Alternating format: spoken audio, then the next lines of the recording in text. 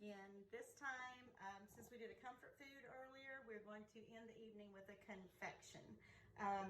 My grandson, Noah, has begged for peanut butter fudge today.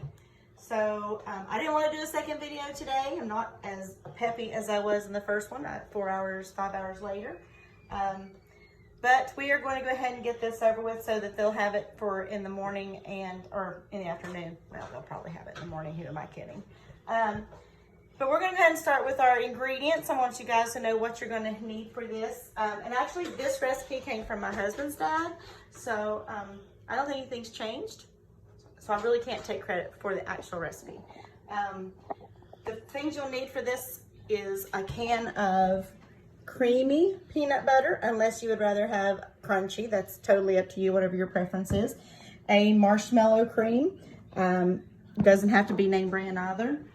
A little bit of vanilla and some sugar and a stick of butter. And I use, like I said earlier, I use real butter. And then one more thing, evaporated milk.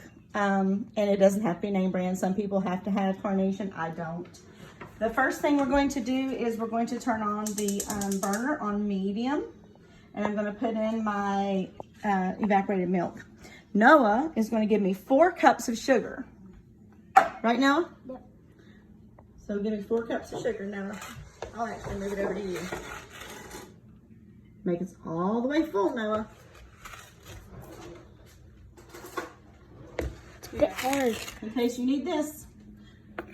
Because the counter's going to get more sugar than the pot. Dang it. It's okay. One more. One more. Yep, look at your side. Now, they're learning, hold on now, they're learning as we go, and he needs to know that that's not a level cup. So I'm going to show him how to level his cup while we are, so Noah, take your cup, hold it over there, and when you finish, you take your knife and you go to from the highest side to the lowest side and back. And when you're done, you have a cup. So there you go. There's your one. We're done? Mm-hmm. One. Come on.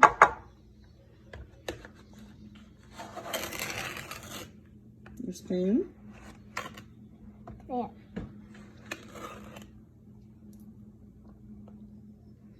I think you need another, maybe 2.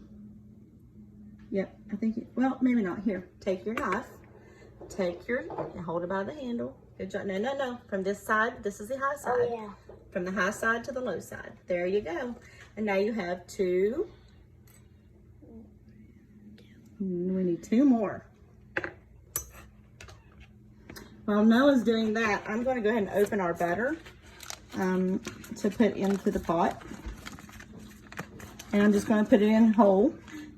You can do whatever you want. You can cut it up. It'll probably melt a little faster if you cut it up. I'm not going to. I always just put it in whole. I saved my wrapper to grease my pan. So I'll take the wrapper, and because you don't want a lot of butter or anything in the bottom of your pan for fudge, if you do, your fudge will end up oily and wet. So I just take my wrapper and I grease my pan with it. Just like that. All right. How many is that? 3? So 1 more. Noah, while he's doing sugar, you girls can go ahead. That's the first one. I don't know about you guys, but if you are, oh, good job, Noah. That was good. 3.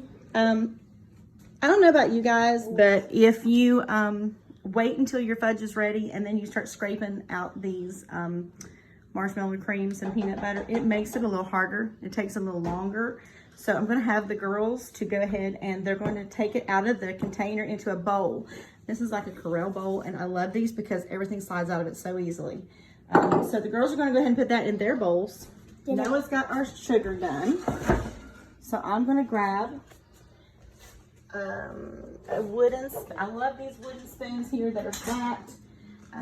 These are the best ones, I think, because when you're making fudge, you are going to make sure that you constantly stir almost the entire time. When it starts to boil is when you really worry about stirring it all the time. when that butter gets melted, that's when I'm going to worry about stirring it all the time. And that's going to take a little bit. It's going to be a few minutes before this starts to boil. And I have to worry about the softball stage, because you want to make sure it's at least about 5 minutes after it starts boiling. So I'm going to let you guys go, and then we'll be right back. Friends, we're back, and it's time to check out our fudge. If you look over here, we've got a good rolling boil going, and it's been about 4 minutes. And I've always said around 5 works. But 5 doesn't always work if the weather's bad. I don't know why, but if it's humid outside, the fudge won't set up. So I've definitely got to check for softball stage. I know a lot of people go by the temperature on their thermometer. I'm not good with the candy thermometer, so I don't use it very much. So I'm going to just try this the old-fashioned way. And I'm going to stir. If you're not stirring this thing the entire time after it starts boiling, you will scorch your fudge. It's very easy to do. So you can walk away and do stuff until it starts to boil, but after it starts to boil, you want to definitely stir it. So if you want to come over here and watch, I'm going to show you, just take a little bit of fudge, put it in the bowl, and it might spread around, but if you can push that together just like that, so that's a pretty good soft ball right there. That means it's getting there. So I'm going to give it about 30 seconds or so more. And you'll notice that as you cook your fudge, it reduces. And that reduction shows you that it's about ready to go from the pot to the pan. So I'm going to give us about 30 seconds. And then we're going to check it one more time. And then we'll be ready to finish it up.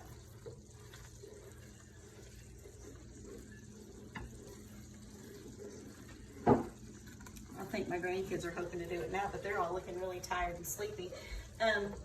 So this is my granddaughter, Gemma. Gemma, say hi. Hi. My grandson, Noah. Noah, say hi. My granddaughter, Audra. Say hi. Hi.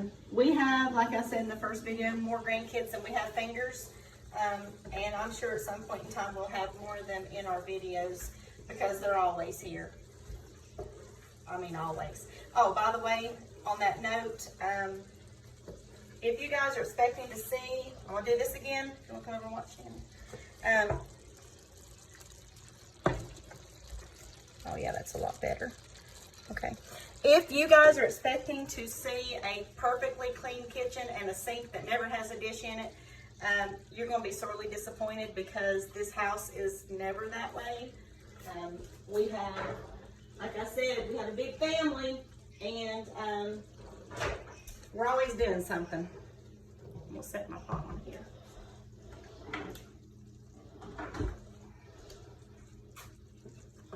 I'm going to bring my pot to the table. Audra, this is really hot. Don't mess with it. So Audra, where's your marshmallow cream? Watch the pot. Thank you. So Audra emptied all of her marshmallow cream into this bowl so that Nana could get it really quick and easy. And we're going to get almost all of it. Normally I would get all of it, but I promise these 3, they could have some marshmallow cream. So they're going to probably fight over that here in a minute. I'm going to take my marshmallow cream, then I'm going to add the peanut butter that Gemma emptied. Now, like I said, we prefer the creamy peanut butter, but you might like the crunchy. A lot of people I know like the crunchy peanut butter. We just don't.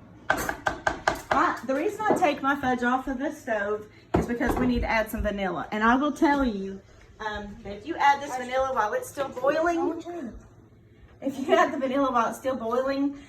going to bubble and pop, and it could burn you. This is supposed to be about a teaspoon of vanilla, and I usually eyeball it. You can measure it. I don't think a little extra hurts with vanilla, as long as it is. Okay, enough. As long as it is pure vanilla. If you go overboard on the imitation vanilla, you are going to be disappointed. Okay, guys. You guys are on video. You see this? You're on TV or on video, whatever. So then we need to mix this up really well, and you want to mix it until you can't see the white anymore of your marshmallow cream. If you don't get all that marshmallow cream mixed up really well, and you see swirls of white through your fudge, then you're going to know that when you cut into your fudge, it's going to stick to your knife and it's not going to set up very well. So you definitely want to make sure you get that mixed up really well. Gemma, can you get me that great big spatula, the white one right there? Thank you. What's on it? Oh, it's food coloring. Figures. I make a lot of cakes, so you'll see a lot of food coloring and things around here. We're almost there. And when your fudge is going to set up right, you'll know because on the sides of your pan, you'll notice that it's starting to set up already. So, now this will take a few hours to actually set up, but it'll be really good to eat by tomorrow, definitely. And then you pour it into your pan that you lightly greased. Get as much of that as you can. Like I said, my mama says don't waste anything, and we try not to.